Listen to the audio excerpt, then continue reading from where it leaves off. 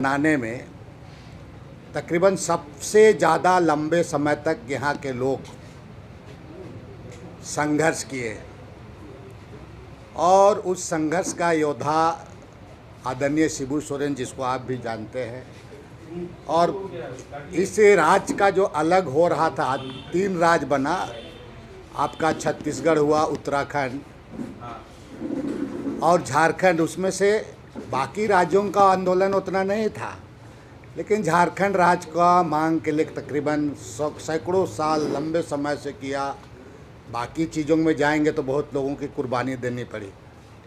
और वैसे राज्य को अलग होने के बाद कि भारतीय जनता पार्टी के नेता संसद के द्वारा कहा जाता है कि संथाल परगना बंगाल और बिहार को मिला करके यूटी के अंदर शासित कर दिया जाए। ये कितना बड़ा दुखद जिसको कहा जाए और किसकी जितना भी बकवास कहा जाए, निंदा कहा जाए, वो कम नहीं है, बताइए। इसलिए इसका मैंने ऐसे मानसिकता वाले लोगों को, झारखंड के लोग को आने वाले दिन में सबक सिखाने के लिए फिर एक बार तैयार रहने की ज़रूरत है। दूसरी बात देखिए, घुसपैठ और डेमोग्राफी, ये दोनों शब्द अलग अलग शब्द हैं। और भारतीय जनता पार्टी के लोग किस तरह से नैरेटिव सेट करते हैं, ये किसी से छिपा हुआ नहीं है। भाई, अगर घुसपैठ हो रहा है तो उसका विरोध करना बिल्कुल जायज़ है,